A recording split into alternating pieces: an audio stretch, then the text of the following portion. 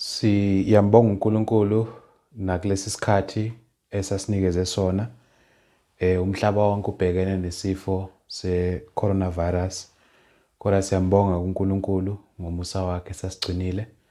Saqhubeka-ke kwizifundo zabazalwane abasanda ukunezelwa ebandleni basindiswa iNkosi uJesu Kristu. Sibuka-ke namhlanje kwisifundo number 22. Sibuka-ke la isihloko la sesithola encwadini yabesibili kaPetro chapter 1 from verse 3 to 11. Indaba yethu-ke sizoyithola kakhulu la ku-verse 4 up to verse 11. So-ke singena-ke kule ndaba-ke la isihloko sethu-ke isithi-ke ngalokho nengezela inkuthalo yonke nelekelele ubuhle ekukholweni. Sibuka-ke la izinto umKristu okufanele ukuthi azibheke njengoba ekhula eNkosini, azinake ukuze aqhubeke ekhule eNkosini. INkosi njengoba isindisile yasidonsa ngezwi layo ngevangeli layo, ilindele ukuthi-ke uma sesisindisiwe sebandleni sikhule ekumazini nasekumsebenzeleni.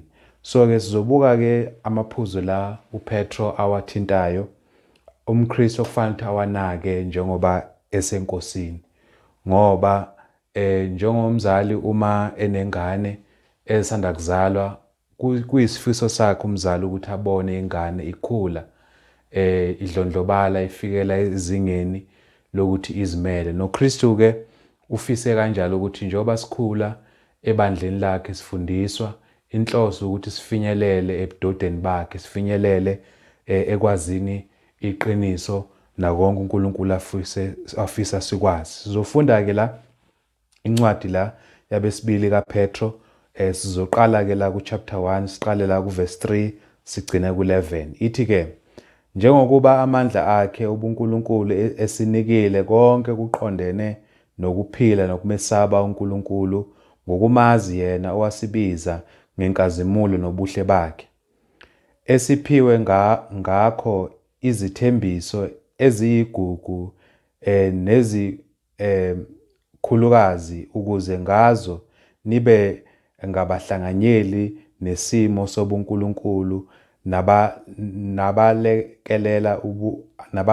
nabalekela ukubhubha okusezweni ngezinkanuko. Ngalokho nengezela inkuthalo yonke nelekele ubuhle ekukholweni, nasebuhleni ukwazi, nasekwazini ukuzithiba, nasekuzithibeni ukukhuthazela, nasekukhuthazekeni ukumesaba uNkulunkulu, nasekumesabeni uNkulunkulu ukuthanda abazalwane, nasekuthandeni abazalwane uthando. Ngokuba uma lezi zinto zikhona kini zivama, ziyanenza ningabi ngabavilaphayo nabanganazithelo ekwazini iNkosi yethu uJesu. Ngokuba okungekho kuye lezi zinto uyimpumputhe ebona kalufifi, ekhohliwe ukuhlanjulula ezonweni zakhe zokuqala. Ngakho-ke bazalwane, khuthalelani kakhulu ukwenza kuqiniseke ukubizwa nokukhethwa kwenu, ngokuba uma nenza lokho anisoze nakhubeka, ngokuba ngokwenze njalo niyakuphiwa ngokwengcebo ukungena embusweni waphakade weNkosi yethu nomsindisi uJesu Kristu.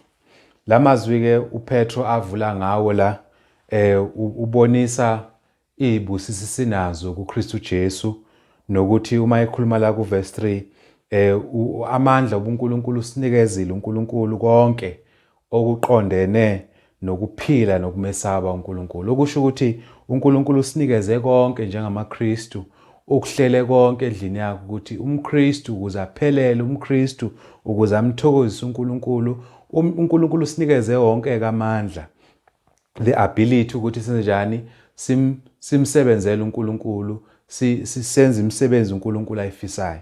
So-ke lana-ke uPetro ubonisa ukuthi uNkulunkulu usinikeze konke ezwini lakho esingakwazi ukuthi uma sifunda sithole ukuthi kuphi okuzomthokozisa uNkulunkulu.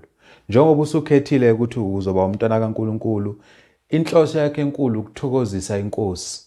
Awufisi ukuthokozisa abantu, so uthokozisa iNkosi. So yilezi zinto ke uPetro ayithintayo la ekufanele ukuthi njengoba umntwana kaNkuluNkulu usebandleni ugxile kuzona.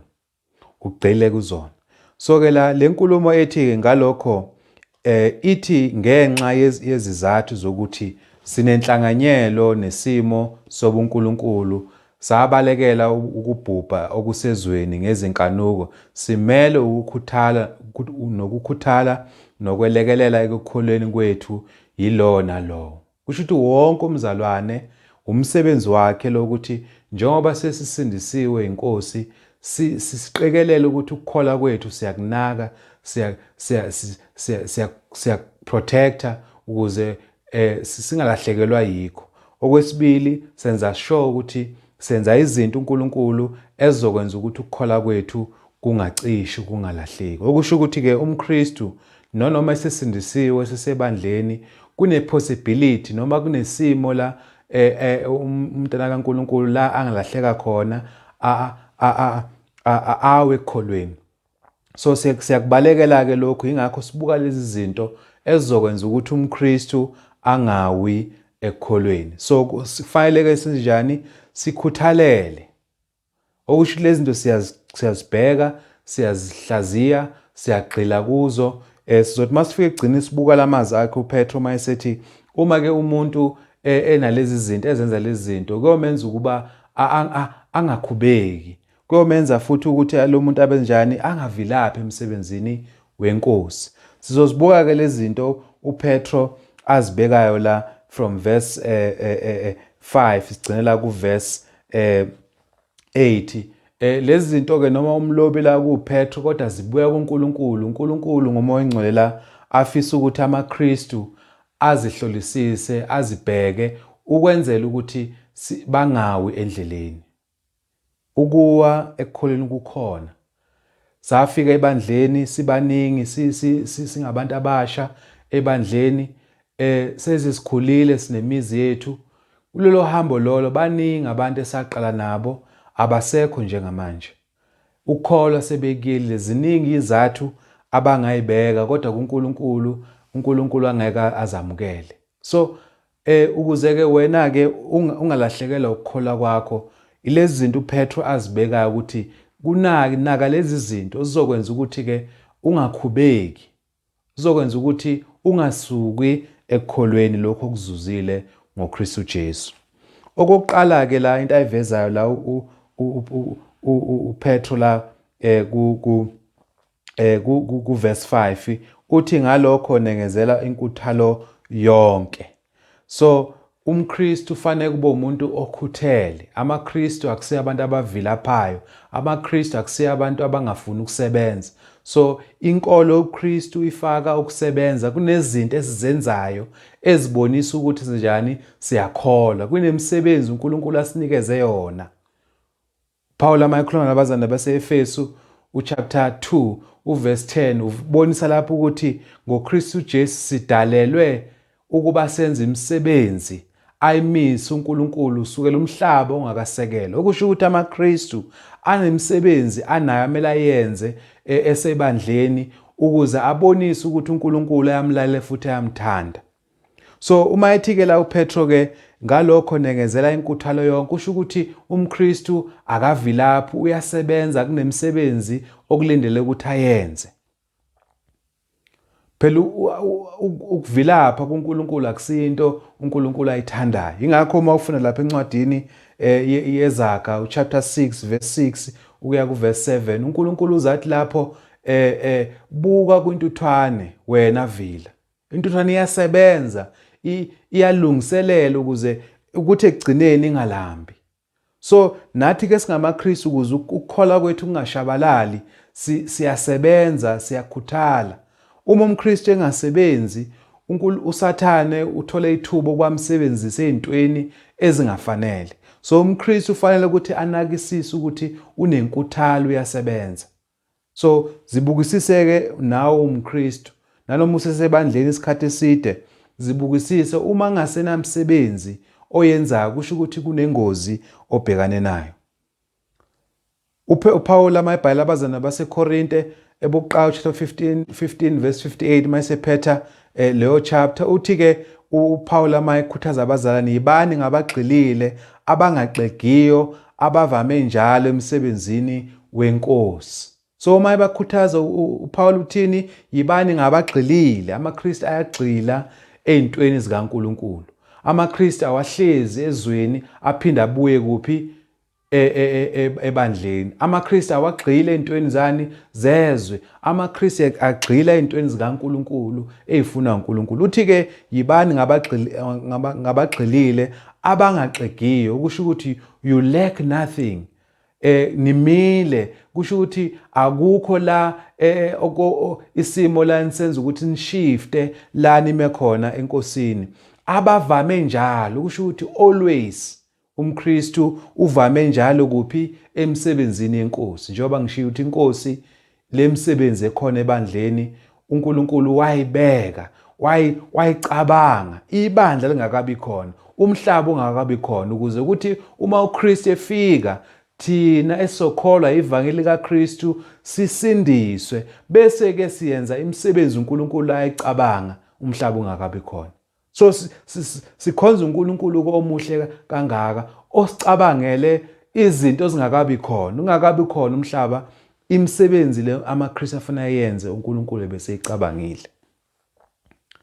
So ke uzathi ke la uLuka amayebhala ngemisebenzi abapostoli lapha kwizenzo 2 verse 41 to verse 42 labazana ababhabhadisa, labazana abanezela kuthiwa inamba yababhabhadiswa mawufunda izenzo chapter 2 verse 41 kulanganisela kubantu abangathi bawu 3000 abangene emanzini babhabhadiswa. Uverse 42 wakhona ke uthi ke baqinisela njalo esifundisweni sabapostoli nasekuhlanganeni nasekuhlepheni isinkwa nasemkhulekweni. Baqhubeka kule misebenzi esibizele yona, baqhubeka kuzo zonke inkonzo ezimiselwe amaKristu. Babehlanganyela ekukhonzeni, babehlanganyela kuyo yonke imisebenzi ebekwe uNkulunkulu ngabapostoli. Mhlawumbe eminye imisebenzi esingayibeka nje ebekelwe amaKristu, omunye wawo omkhulu ukushumayela ivangeli. Mawufunda incwadi kaMark 16 verse 15 to 16 siyalelwe sonke ukuba siyoshumayela ivangeli. Njengoba umntwana kaNkulunkulu unikeziwe lo mthando ukuthi ushumayele ivangeli kumakhaya wakho, umuntu omaziyo, umazise ngoKristu. Imisebenzi yamaKristu leyo. Futhi sinemisebenzi futhi esinayo ukuba sinakekele abampofu. Mawufunda incwadi kaJakobe 1 verse 17 ufunda futhi incwadi kaTito 3 verse 8 abonisa ukuthi amaKristu anikeze umthwalo kuba enze imisebenzi emihle asiza abampofu. Uzathi lapho kuJakobe 1 verse 17 inkolo enhle, inkolo ephelele yilena uNkulunkulu ayithandayo ukuthi sinjani sinake abampofu nabanjani nabaswelayo. Yabona? So ke amaKristu kanemsebenzi. Ngibayele eminyayo emikhulu la ukushumayela ivangeli, ukusiza abampofu, imisebenzi esinikezwe yona ukuthi amaKristu fanele agqame kuyo. So ke siyabona ukuthi amaKristu okokuqala fanele ekukholeni kwabo njengoba sikholwa singamaKristu ekufanele kuvele inkuthalo. So inkuthalo ibonisa ini? Kunezinto ezenziwa umKristu esebandleni. Uma iqhubeka ke la uthi ke uPetro mayikhuluma ngenkuthalo yonke bese yathi nelekelele ubuhle ekukholweni. Okusho ukuthi inkolo esikuyo inobuhle. AmaKristu ahlala ebuhleni, ahlala ezintweni ezinjani ezinhle ngasonke isikhathi. So ukholo esikubo buhle, into ethandekayo kubantu nakuNkulunkulu. Yebo bakhona abantu abazoyizonda inkolo yobuKristu, kodwa uma ibuka inkolo yobuKristu iclean, ipure, sebenzisa leyo gama, ingcwele. UmKristu utholakala ezintweni ezinhle, hayi ezintweni ezimbi. Le ncwadi engikhulumile yakabase-Efesu 2 verse 10 ithi sidayele imisebenzi emihle ayilungisela ngaphambili uNkulunkulu ukuba sihambe kuyo. So kusho ukuthi impilo yobuKristu, imisebenzi yamaKristu njani mihle, iyathandeka kuNkulunkulu. Yazi ligama elivelayo lithi sidalelwe, we were created. Uyazi njalo uNkulunkulu mayidala, uma ubuka ngalo kuGenesis chapter 1, umfunda wonke uGenesis chapter 1, uma uNkulunkulu edala umhlaba, uma eqeda lonke usuku kunegama elivelayo kuthiwa kwaba kuhle. So into edalwe uNkulunkulu yinhle, nenkolo esikuyo idalwe uNkulunkulu njani yinhle, iyathandeka. So sisebuhleni. So uma umKristu umuntu ebhabhadisa aba umKristu, ungena ebuhleni, ungena empilweni enhle. Sikhuthazela ke kulezo zinto ezinjani ezinhle. KumKristu akufanelanga kuvela izinto ezimxabanisa noNkulunkulu.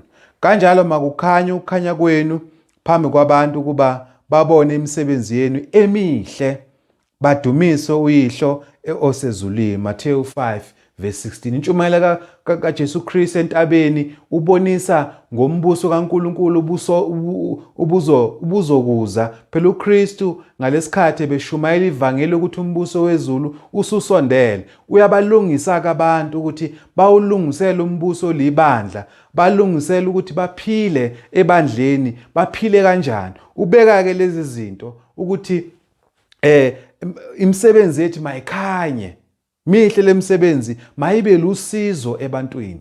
Okusho ukuthi sibizele kuphi? Enkolweni yobuhle. Sibizele kuphi?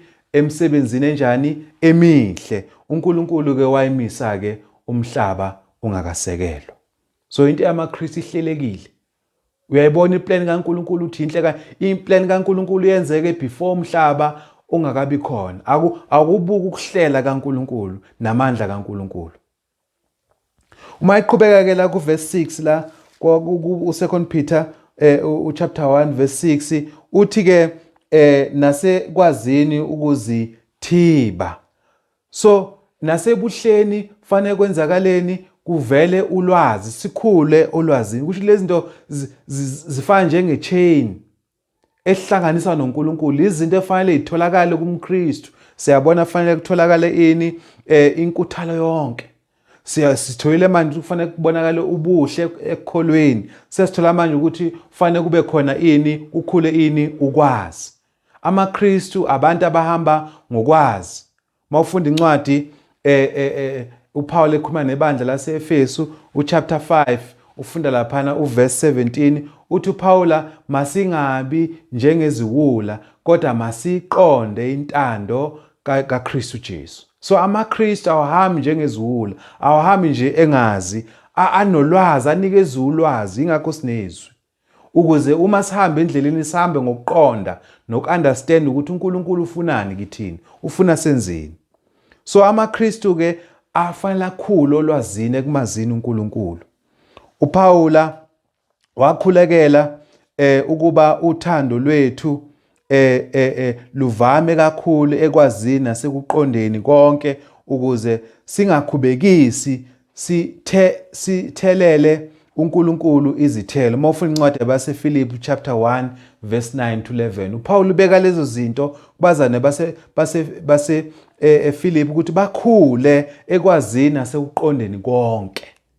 Yabona? Okusho ukuthi izwi likaNkulunkulu njengoba sibonile lapha ku verse 3 la kuPetro oqala chapter 1 verse 3 libonisa ukuthi usinikeze konke uNkulunkulu. So kulezi zinto zonke uNkulunkulu asinikeze zona zonke fanele siziqonde zonke. So inhloso yethu inhloso yakho nami njengoba singamaKristu kuba lezi zinto siziqonde. Ngoba uNkulunkulu usinikeze zona ukuze sikwazi ukuphelela kuyena. Sikwazi ukuthi sibe abafanele yena uNkulunkulu esezulwini. Uma iqhubeka ke njengoba ngibonisile nasekwazini ukuzithiba, self control. So i-self control noma ukuzithiba ezinye zezithelo zikaMoya oNgcwele. Uma umuntu esekuNkulunkulu esehamba noNkulunkulu kunezithelo, kunama signs abonisa ukuthi unoNkulunkulu. Uma sithi umuntu unomoya kaNkulunkulu noma unoNkulunkulu sibona ngani? Ngezithelo. Akekho umuntu okwazi ukubona inhliziyo yomunye, akekho umuntu okwazi ukubona ingqondo yomunye, kodwa sikwazi ukubona ngani? Ngezithelo, actions. Uyabona zalomuntu ukuthi zibonisa ukuthi uNkulunkulu unaye futhi uNkulunkulu uyamsaba. Sibona ngani? Incwadi yabaseGalatia chapter 5 verse 22 23 ibonisa izithelo ezinye zezithelo la esizibonayo ukuthi umKristu fanele abe umuntu ozithibayo. So ukuzithiba, self control, into umKristu afanele akhule kuyo, fanele ukuthi abe nayo. UmKristu akahambi nje angena entweni ezimxabanisa noNkulunkulu. Yebo singamaKristu siyalinga uSathane, kodwa fanele nathi singavumi ukungena ezonweni, sibalekele lezo ilingo elethwa uSathane. So sine self control. Sifunda la Galatians chapter 5 verse 22 to 23. Ithi ke la, kepha izithelo zikamoya ziluthando, nokujabulo, nokuthula, nokubekezela, nobubele, nobuvi, nokukholeka, nobumnene, nokuzithiba, akukho mthetho omelana nokunjalo. So siboniswa la ukuthi lezi zinto esizibonayo la, ukuthula, ukubekezela, ububele, nokuzithiba, zizithelo zikamoya ongcwele. Uma sifuna ukubona lo muntu unomoya ongcwele, uma sifuna ukubona lo muntu ukuthi unoNkulunkulu, uma sifuna ukubona lo muntu ukuthi uyamlayela uNkulunkulu, sibona izithelo, sibona lezi zinto. Kuvela ini? Injabulo, kuvela ukuthula. Lo muntu unokuthula, kuvela futhi ini? Ukubekezela, ukububelo, nobuvi, nokukholeka, nobumnene, nokuzithiba. Le ndaba besilandileke la ukuthi ukuzithiba i-byproduct yokuba nokuhamba nobani? noNkulunkulu. Umuntu ohamba noNkulunkulu nokuzithiba. So le zinto fanele sizikhuleke kithina. Umuntu ke makasheshe ukuzwa, aphuze ukukhuluma, aphuze ukuthukuthela. Incwadi kaJakobe chapter 1 verse 19 to 20. So lezi zinto ezinye zayo esithintayo la mayelana nokukhuluma noma nokulalela, umKristu fanele akhule kakhulu kanjani ekulaleleni lani, ukwenza njani ukukhuluma. Khuluma masuthole kahle lonke ulwazi. Zonke lezi zinto zikhomba ini umuntu mayekwazi ukulalela, akwazi ukulalela omunye umuntu, sibonisa ini? Self control. Yabona? So ke umKristu ke fanele akhule nasekwazini, aede ini empilweni yakhe, aede ukuzithiba, self control. Ayikho into edingeka kakhulu. Yabona umKristu, yabona kakhulukazi umuntu omusha, mayengakwazi empilweni yakhe ukuthi azithibe nje, azigcine, uyokwazi ukuthi asindise impilo yakhe, uyokwazi ukuthi uma esefika ebudaleni athokoze ngempilo yakhe, angathi mayibuka emumva azisola ukuthi hey, ngamosha impilo yami. So ukuzithiba ke yinto enhle kumuntu, iyamsiza, yenza ukuthi impilo yakho ibe yinhle ngoba uzibalekele izinto ezilimaza umphefumulo womuntu nezilimaza inyama yomuntu. So uma iqhubeka ke la uthi ke nasekuzithibeni ukukhuthazela, perseverance. Ngamanye amazwi sikhuluma ngesimo la kunobunzima, awuveli nje umKristu mase kuvela ubunzima empilweni yakho, mase kuvela inhlupho bese uyayeka. Uyabekezela ebunzimeni, you persevere. Ngamanye amazwi uyakhuthazela, awuyeki nje. So uKristu, amaKristu athenjiswe indlela enameva. Mawufuna incwadi uJesu eqeda intshumayelo yakhe entabeni lapha kuMathewu 7 uverse 13 to 14, uthi ke nina-ke ngenani ngesango elincane, ngoba uthi ke baningi abahamba ngesango elikhulu, futhi bahamba ngezindlela ezahlukahlukene, futhi baningi abatholakala kuleyo ndawo, kodwa indlela incinyane nabantu abafunyana kuleyo ndlela bancinyane, futhi leyo ndlela inani? Inameva. So sithenjiswe ubunzima ebuKristwini, asithenjiswanga ubumnandi. So ke amaKristu ke njengoba uzinawo usumKristu, fanele uqonde ukuthi kufanele ukhule ekwenzani? Ekubekezeleleni. Izimo amazinzima empilweni awuveli ubushiye ubuKristu, hayi ngoba sekunzima ebuKristwini ngizoyeka. Cha, la kunzima khona fanele la sihlale khona edolweni, sikhuleke kuNkulunkulu. La fanele siqinise khona, siqikelele ukukholwa kwethu siyakuvikela, siqele ukuthi uNkulunkulu siyamcela ukuthi asisize ebunzimeni esibhekane nabo. So ke ekukhuthazeleni ke esibuka kukho, sibonile ukuthi ekuzithibeni kufanele senjani? Sikhuthazele. Yabona? Uthi-ke uJakobe chapter 1 verse 2, ubusisiwe umuntu okhuthazela ekulingweni ngokuba esevivinyekile uyakwamukeliswa umqhele ukuphila. So siyabekezela, we endure all these hardships or challenges ebuKristwini, sibuke umqhele, sibuke lokuphila okungunaphakade. Yabona uma ungenza i-maths kwisimo sempilo sihlupheka isikhashana, kule nsuku umuntu akafiki na-100. Kuleso sikhathi kuney'nhlupho eziba khona. Ake sithi ngiphila 100 years bese uNkulunkulu uyangithatha. Kule minyaka iy'nhlupho zikhona. Akubukeke sengiphila ingunaphakade. Akuzami ukubala iminyaka ey'bhiliyoni, akuzami ukubala iminyaka ey'trillion. So-ke the little time silingwa, sihlupheka, silinganisa ngeminyaka ewu-100, akubuke uqhathanise-ke nomqhele okuphila ingunaphakade nokuphila ingunaphakade. Okusho ukuthi-ke masibekezele, let's persevere kule minyakanyana esiphila kuyo la emhlabeni, ngoba sinomqhele othenjisiwe kumuntu obekezela kuze kube nini? Kube sekugcineni. Umuntu okhuthazela kuze kube sekugcineni. AmaKristu ayakhuthazela. So lezi zinto fanele itholakale kuwe. Sinabazana abaningi abakuyekile ukukholwa uma sekuba khona ini ubunzima, sekuba khona ini ama-challenges. Abanye babo sayashiyana kuphi? Sisengabantu abasha.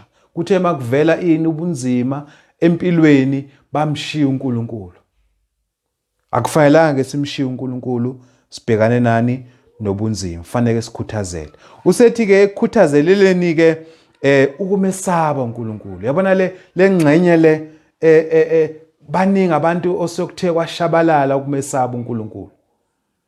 Abantu namhlanje sebesaba izifo than ukusaba uNkulunkulu. So ukuqala kokuhlakanipha uzasho umbhali wezaga la uSolomoni kwizaga 9 verse 10 uthi uqala ukuhlakanipha ukumesaba uNkulunkulu. Yabona leli verse malingahlala engqondweni zethu, leli verse lamazwi kaNkulunkulu mayengahlala engqondweni zabantu abasha nomuntu osakhula eNkosini, ukuthi ukuhlakanipha, masithi umuntu uhlakaniphile yilo osaba uNkulunkulu. Yebo ebantwini angabuka ngathi umuntu ongaphilile, kodwa lo muntu ukwesaba kwakhe kuyamsiza ukuthi uNkulunkulu amvikele kuzo zonke into ezimbi ezolimaza ini umphefumulo wakhe. So ukusaba uNkulunkulu ke kuqala masithi umuntu uhlakaniphileke uyilo muntu osaba uNkulunkulu. The fear of the Lord fanele sibe nayo. Ukumesaba uJehova kungukuzonda okubi, ukuzindla nokukhukhumeza nendlela embi. Izaga 8 verse 13. Ukumesaba uJehova kungukuzonda ini okubi. Masithi umuntu usaba uNkulunkulu kusho ukuthi uzonda ini okubi. Awukwazi ukuthi uthande okubi wenza into ezimbi bese usaba uNkulunkulu. Akukhoneki. So ke uma umbhali wezaga la ku chapter 8 verse 13 esibonisa la uSolomoni ehola umoya engcwele ukuthi ukumesaba uNkulunkulu kusho ukuthini. Ukumesaba uNkulunkulu sibona kanjani umuntu uyamsaba uNkulunkulu lo muntu ukuthi ubalekela into ezimbi, uyayizonda akayithandi. So umuntu ozonda izinto ezimbi, ongayifuni into ezimbi, ongahlali into ezimbi njengomKristu ofuna uNkulunkulu ohlale kuNkulunkulu, lo muntu kuyamsaba kuNkulunkulu.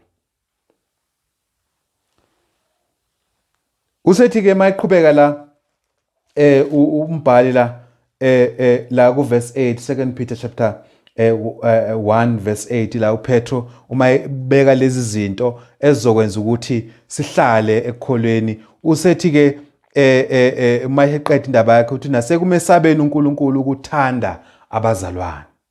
So kulezi zinto ngilokho ngizi-add empilweni yami ukusaba uNkulunkulu njengoba sibuka khona manje, sekufanele ngithande ini ibandla, ngithande ini abazalwane. Mayikhuluma la uJesu intshumelene yakhe yasentabeni uchapter 6 verse 3 uthi funani kuqala umbuso kaNkuluNkulu bese ethi ke lezi zinto enizidingayo uNkulunkulu uyokwenzani uyonikeza zona. Kodwa kokuqala enzenjani? Funani umbuso kaNkuluNkulu. So umKristu ufanele athande abazalwane. Ufuna umKristu athande ini? Ibandla. Leli gama elivela la masibuka la ngokubhala kolimi lolo labhala ngalo iBhayibheli la leli gama ukuthanda abazalwane igama elivelayo lesiGreek la iPhiladelphia. So uthando ngokwani? Ngokobuzalwane, brotherly love. Uthando labazalwane. Njengalokhu umuntu mayithanda ubhuti wakhe, uthando kufanele sibe nalo kubazalwane. Yabona? Uzathi ke la umyalo ovela kuNkulunkulu uthi othanda uNkulunkulu makathande nomzalwane wakhe. 1 John chapter 4 verse 20-21. Ukhuluma kanjalo kumpostoli uJohn la ukuthi umyalo ovela kuNkulunkulu, umthetho ovela kuNkulunkulu kubazalwane ukuthi sithande uNkulunkulu, sithande nabazalwane bethu. So umKristu ke fanele kakhule othandweni. Paulo mayikhuluma ngale ndaba kuncwadi kabaseRoma 12 verse 10 ukhuluma leyo ndaba ukuthi uthando malukhulu abazalwane malukhulu phakathi kwethu.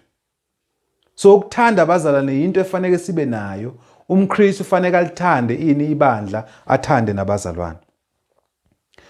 Usethi ke masiqedwe indaba yakhe nasekuthandeni ke abazalwane uthando. So uthando lungafani lolu. So manje ngale bekakhuluma ngane ngePhiladelphia love, brotherly love, uthando lani labazalwane. Manje usethi ekuthanda nabazalwane uthando seyashintsha ke luthando. Usekhuluma ngani? Agape love. Uthando njengokuthanda kaNkuluNkulu, njengoba uNkulunkulu esithandile. Lolu thando incazelo yalo silibuka kuNkulunkulu. Uthando ngokuthanda njalo uNkulunkulu ethanda.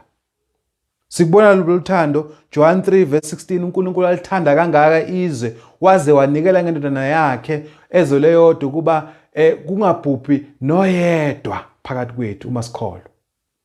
Uyabona lolu thando luya sacrifice. Lolu thando luthanda umuntu noma emubi ngenhloso yokunjani yokumsindisa yokumenza kuba njani abe muhle abe athandeke kuNkulunkulu. So lolu thando ke uthando lifanele sibe nalo. So njengoba sinothando labazalwane kodwa kumele siphele uthandweni. Lolu thando lusenza sithande nezitha zethu. Matthew 5 verse 44 uya ku verse 48 47 uNkulunkulu uyabonisa lapho ukuthi uthando lwanalo uNkulunkulu nabantu abazondayo kufanele sinjani sibathande. Uyabona? Njengalokhu uNkulunkulu enisela imvula yakhe mawufuna verse 47 48 uyinisela kuphi uNkulunkulu? Kwabangakholwa nabakholwayo. Ibusiso ubanikeza bonke abantu emhlabeni. Hayi ngoba uyayikhuthaza lento yabe embi. uNkulunkulu ubonisa ukuthi akathengi ubuso bomuntu. Usibusisa nje ufuna sibone uthando lwakhe bese sibuyela kuyena. Hayi ngoba usibusisa ngoba uthi hayi lento esizenzayo ezimbi right. No. Inhloso ukuthi si recognize ukuthi uNkulunkulu usithanda kangakanani. Yabona? So uthi ke la ilo luke uthando ukuba sihambe ngokwemiyalo yakhe 2 John verse 6. uJohn mayekhuluma ubhala kwesibili ebhala amabandla uthi ke yilolu uthando ukuba sihambe ngokumyalo yakhe. So umuntu uma kuthiwa uyamthanda uNkulunkulu ukuba uthanda abantu simthanda uNkulunkulu ngalendlela asho ngayo ezwini lakhe. Senza izinto ayisho. So mangenza into uNkulunkulu ayisho ukuthi ngiyamthanda uNkulunkulu. So luthando uthando olungagxilile kwimizwa, ligxile ekuthembekeni, ligxile ekulaleleni. Ngenza into noma imizwa yami ingafuni, kodwa ngiyayenza ngoba ngifuna ukuthokozisa uNkulunkulu. uJesu wathi uma simthanda siyakugcina imiyalo yakhe. Mawufunda incwadi kaJohn 14 verse 21 uphinde futhi ufunde khona 23 kwa 24. Inkulumo ayikhuluma la nabafundi bakhe ngokugcina esebashiya ukuthi ke mele bazi ukuthi ukuthanda uJesu Kristu ukuthobela imiyalelo yakhe. Hayi nje ukuthi umuntu njengoba sibabona kuma TV umuntu agange emaviki onke la Sunday simbona nje lapha ubhizi uyakhala. ukuthi uthanda uNkulunkulu. Ukukhala nje ongazi ukuthi kususwa yini njengoba ubona amahlelo enza kuma TV kuyakhala kuthiwa bamthanda uNkulunkulu. No, ukuthanda uNkulunkulu ukuthi wenza into uNkulunkulu ayishoyo. Yebo ikhona imizwa, kodwa ligxilile kwimizwa. Phakathi neviki kufanele ngibonise ukuthi uNkulunkulu ngiyamthanda ngani ngezenzo zami. Uthando ke la ngempela lolo. Uzathi ke mayesefika ekugcineni ke la ku verse 9 and 10 uthi okungekho kuyo lezi zinto. So lezi zinto ezibaliwe zonke esizifundile la ukukhuthala, ubuhle ekukholweni, ukukhuthazela, ukuzithiba, ukukhulu olwazini, ukuthanda abazalwane, uthando. Uma lezi zinto zingekho ke lo muntu ongenazo, so i-warning kithina, uyimpumputhe akaboni, usho ukuthi uhamba engaboni. Yawazi umuntu oyimpumputhe usenkingeni ngoba angawela emgodini alimale. So futhi lo muntu ukhohliwe ukuhlanjululwa kwakhe ezoneni zokuqala mawufunda uverse 9. So umuntu oseyeke lezi zinto ukhohliwe ukuthi wasindiswa kanjani, khona owamthanda kuKristu Jesu, wasacrifice, usekhohliweke uma eseshiya lezi zinto. Uma lezi zinto ke zikhona kini zivama, ziyanenza ningabi ngabavilaphayo nabanganazithelo ekwazini iNkosi uJesu Kristu. So uma umKristu engenazo lezi zinto noma esenazo lezi zinto ziyamenza ukuba angabe umuntu ovilaphayo, angabe umuntu ongenazithelo. Esikhathini esiningi sibona amaKristu anganazi izithelo, angatholakala ukuthi labantu bayamthanda uNkulunkulu noma bamthanda, ukuthi lezi zinto ezibalwa la uPetro azitholakala ukuba abakhuthazeli kuzo, abazijongi, abagxilile kuzo, kubenza ke bangabi lusizo ebandleni. Ziyakwenza ukuba ukubizwa nokukhethwa kwethu kuqiniseke. So ukuze siqiniseke ukubiza kwethu, siqiniseke ukusindiswa kwethu, asiqinisi nje ngomlomo. Lezi zinto fanele zibe zikhona. So uma sigxila kulezi zinto kwenzani na? Ngakho ke bazalwane, ukukhuthalelana kakhulu ukwenza kuqiniseke ukubiza nokukhethwa kwenu, ngokuba uma nenza lokho anisoze nakhubeka. So uma siqiniseka lezi zinto, sigxila kulezi zinto, angeke sikhubeke, angeke siwe ekukholweni, angeke simshiye uKristu. Baningi abantu abamshiya uKristu abakhubekayo ngenxa yani abagxilile kulezi zinto. Yabona, uNkulunkulu usidale kabusha ukuba sihlanganyele inkazimulo yakhe. Ngalokho umuntu umele ukuba alekelele inkuthalo anezele ekukholeni kwakhe, ngoba ukukholwa okungenamisebenzi kufile. Lokho akuvezayo la uPetro, uma lezi zinto zingekho, kungenamisebenzi ebonisayo, lo muntu ukukholwa kwakhe kunjani? Kufile. uJakobe ukhuluma ngale ndaba kuJakobe 2 verse 14, verse 17 and verse 26. James 2 verse 14 and 17 and 26. So ke lezi zinto ke uma ngumKristu fanele ihlale kimina, zongenza ukuthi ngingawe ekukholweni, zongenza ukuthi ngingaxiki, zongenza ukuthi ukukholwa kwami kuqiniseke, ukubiza kwami kuqiniseke ukuthi ngempela ngizosindiswa uJesu Kristu ekugcineni. Uma uNkulunkulu Jesu Kristu ebuya, uma ngikhuthazela kulezi zinto. So kumqoka ke amaKristu, kakhulukazi wena usanda kuba sebandleni, ukuthi ukhuthazele kulezi zinto. Sonke sikhuthazele kulezi zinto ukuze ukukholwa kwethu kungalimali. Sengathi iNkosi inganibusisa ekufundeni kwezulayo, siphinde futhi siqhubeke sisabuka kulezi zifundo ezinhle ezisiza umKristu. Amen.